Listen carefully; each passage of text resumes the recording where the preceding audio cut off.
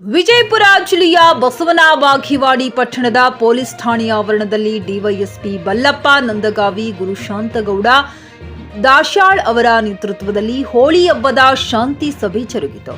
ಇದೇ ಸಮಯದಲ್ಲಿ ಡಿವೈಎಸ್ಪಿ ಬಲ್ಲಪ್ಪ ನಂದಗಾವಿ ಅವರು ಮಾತನಾಡುತ್ತಾ, ಮುಂಬರುವ ಹೋಳಿ ಹಬ್ಬವನ್ನ ಎಲ್ಲರೂ ಸೇರಿ ಅದ್ದೂರಿಯಾಗಿ ಶಾಂತಿಯುತವಾಗಿ ಆಚರಿಸೋಣ ಅಂತ ಹೇಳಿದರು.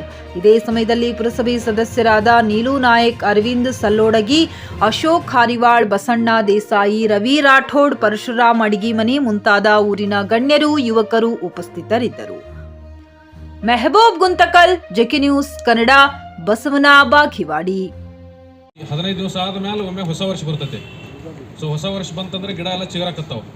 ಸೊ ಅದಾದ 3 ತಿಂಗಳಿಗೆ ಮತ್ತೆ ಮಳೆಗಾಲ ಚಾಲು ಆಕತ್ತಂದ್ರೆ ಈಗ ರೆಸ್ಟ್ ಮಾಡೋ ಸಲುವಾಗಿ ಒಂದು ಹಬ್ಬ ಮಾಡಿಕೊಂಡು ರೆಸ್ಟ್ ಮಾಡೋ ಒಂದು ಹಬ್ಬ ಇದು. ಇನ್ನೊಂದು ಹೇಳ್ತಾರೆ ಏನು ಅಜ್ಞಾನ ಏನಿರ್ತೈತೆ ಅದನ್ನ ಅಜ್ಞಾನವನ್ನು ಹೋಲಾಡಿಸಿ ಜ್ಞಾನದ ಕಡೆ ಮುಂದೆ ಹೋಗೋದಕ್ಕಾಗಿ ಹೋಳಿ ಹಬ್ಬ ಅಂತ ಹೇಳ್ತಾರೆ.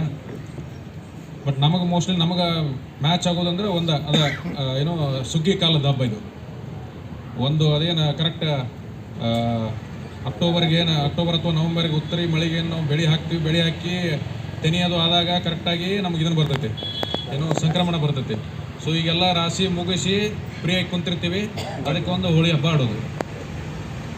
ಈಗ ಬಾಗೇವಾಡಿ ಒಳಗೆ ಬಸವನಾಡು ಇಲ್ಲೆಲ್ಲ ಹಿರಿಯರಿಗೆ ಭಾಳ ಇಲ್ಲಿ ಧರ್ಮಗಳು ಬೇರೆ ಇರ್ಬೋದು, ಕರೆ ಹೊರತಾಗಿ ಧರ್ಮಗಳು ಬೇರೆ ಇರ್ಬೋದು, ಜಾತಿಗಳು ಬೇರೆ ಇರ್ಬೋದು.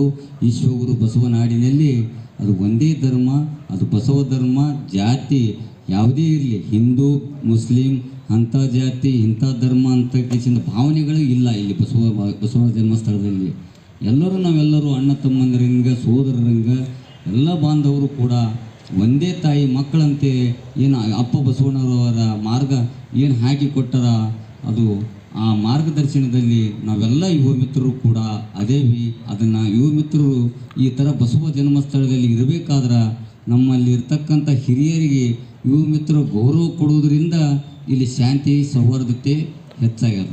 ಇಲ್ಲಿ ಅವರೇ ಎಂಥವ್ರು ಇದ್ರಪ್ಪ ಅಂದ್ರೆ ಅಲ್ಲೇ ಅವ್ರನ್ನ ಕರೆಸಿ ತಿಳಿ ಹೇಳಿ ಅದನ್ನು ಸಮಾಧಾನ ಪಡಿಸ್ಕೊಳ್ಳುವಂಥ ಕೆಲಸಗಳನ್ನು ನಾವೆಲ್ಲ ಸಮಾಜದ ಮುಖಂಡರು ಮಾಡ್ಕೊಳ್ತೀವಿ. ಅದೇ ಥರನಾಗಿ ನಾವೇನಾದರೂ ಯಾರು ಏನು ಮಾಡ್ತಾರೆ ಅಂತೇಳಿ ಕಾನೂನು ನಾವು ಕೈ ಒಳಗೆ ತೊಗೊಂಡೇವಪ್ಪ ಅಂತಂದ್ರೆ ಅದರ ಪಶ್ಚಾತ್ತಾಪ ಹಿಂದೆ ಉಂಡವ್ರು ಅದಾರ.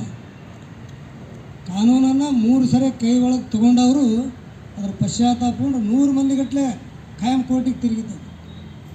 100 ಮಂದಿ ಖಾಯಂ. ಅದಕ್ಕೆ ಅದಕ್ಕೆ ಅಂಜಿ ಆ 3 ಘಟನೆ ಆಗಿದ್ದಕ್ಕೆ ಅಂಜಿ ಈಗ ಯಾರೂ ಆ ದಾರಿಗೆ ಹೋಗೋದಿಲ್ಲ. ಆಮೇಲೆ ಈಗ ನಮ್ಮ DSP ಸಾಹೇಬರು ಅವರೆಲ್ಲ ಗ್ರಾಮೀಣ ಭಾಷೆದಾಗ ಮತ್ತು ಗ್ರಾಮೀಣದೇ ಮಾತಾಡ್ತಾರೆ ಅವರು. ಆಮೇಲೆ ನಮ್ಮ CPI ಸಾಹೇಬರು ಅವ್ರಿಗಂತೂ ಎಲ್ಲ ಅನುಭವ ಅದ, ಮೊದಲು ಇಲ್ಲಿ ಮಾಡಿ ಹೋಗ್ಯಾರ ಅವರು. ಈ ಊರು ಜನ ಹೆಂಗದ ಅನ್ನೋದೆಲ್ಲ ಅವ್ರಿಗೂ ಗುರ್ತದ.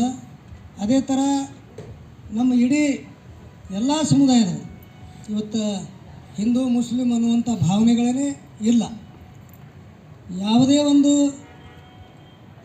ಜಾತ್ರೆ ಫಂಕ್ಷನ್ ಏನೇ ನಡೀಲಿ ಆ ಸಮಾಜದವ್ರು ಮಾಡಿಕೊಂಡ್ರೆ ಇನ್ನೊಂದು ಸಮಾಜದವ್ರು ಅದಕ್ಕೆ ಯಾವಾಗಲೂ ಬೆಂಬಲವಾಗಿ ನಿಂದಿರ್ತಾರೆ.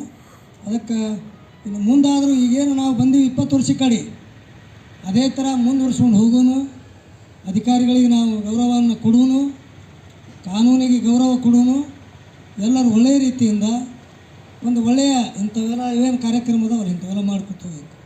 ಈಗ ನೋಡಿ Rajesh coat pant, sherwani, suiting, shirting, sari, dress material ಹಾಗೂ ಮದುವೆ ಸಮಾರಂಭಗಳ ಎಲ್ಲಾ ತರಹದ ಬಟ್ಟೆಗಳು ಹೋಲ್ಸೇಲ್ ದರದಲ್ಲಿ ಲಭ್ಯ.